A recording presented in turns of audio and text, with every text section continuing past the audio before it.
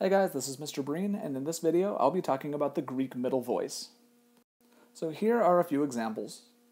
The first sentence is He Parthenos tein noun paue, or the maiden stops the ship. Notice this is a pretty normal sentence. We have a subject, He Parthenos, a verb, paue, which is active voice, and tein noun, which is our direct object.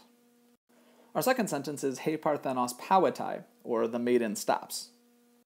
Now in this sentence we have a subject, He Parthenos, and then we have a middle voice verb, pauetai. It still comes from the same verb that means stops, but here it has a slightly different sort of idea to it. Here the maiden isn't stopping something else. There's no direct object. Instead the maiden is just stopping. She's not stopping some other object that's moving, she's stopping herself. So we could also say the maiden stops herself. Now, it wouldn't be very normal in English to say the maiden stops herself. We just say the maiden stops. Okay, we don't say maiden at all, but we might say, well, I stopped. And somebody else doesn't say, well, you stopped what? They just say, oh, you ceased to move. Here we're going to translate this middle verb almost as though there's a reflexive pronoun here. The maiden stops herself, referring back to the maiden. Our last sentence is ha heteros pempetai ton kuna, or the companion sends the dog for himself. In this sentence, we have a subject and a verb that's in the middle voice and a direct object. So this one isn't being used reflexively, at least not in an accusative sense where we have some reflexive direct object that we assume. Okay, so it's not the companion sends himself, it's the companion sends the dog. So why is it in the middle? Well, in this case, we have a subject and a verb that indicates that the subject is doing this thing for his own advantage or for himself. So the subject isn't just sending the dog, he's sending the dog for his own advantage or on his own behalf. Let's look at some examples of this in English. The first couple sentences are very similar to the sentences that we just saw. The man stops the train. This is an active verb, stops, where we have a subject and a direct object.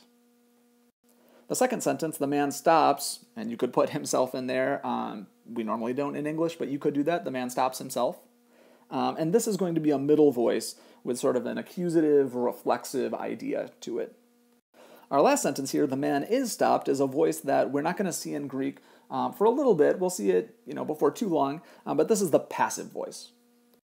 Just to throw this idea out there now, in the passive voice, the subject is the thing that is acted upon, not the thing that is acting.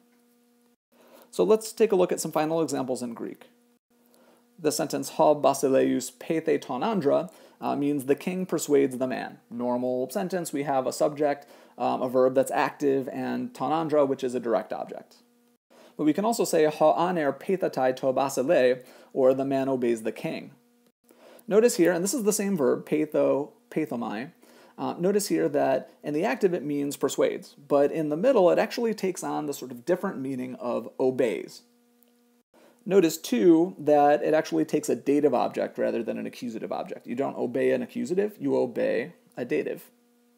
Some verbs that we'll see actually change meaning a bit when they move from active to passive. I mean, typically it still has the same meaning. I mean, you could think of obeying somebody as being persuaded by them, but still you're going to translate it with a different verb in English. For example, in this last sentence, he gune ton paida luetai, or the woman ransoms the child, luo generally means, and that's the verb this is from, luo generally means to loosen, to free, to break, to untie, something like that. Here, the woman is not breaking the child or freeing the child in any kind of sense. She's instead paying so that the child will be freed. The woman is causing the child to be freed. So here again, this is a case where this breaks, frees, loosens. When it's in the middle, takes on a different English word as its meaning. Similar kind of idea, freeing, ransoming, but still a different word that you're going to use to translate it. Mostly when you're translating these things, you're going to say the subject verbs for himself, or herself, or themselves, or the subject verbs herself, or himself, or themselves. Go ahead and get some practice with this. What I want you to do is I want you to translate these sentences and identify whether the verb is middle or active. Pause the video, I'll give you a few seconds to do that before I put the answers up on the screen.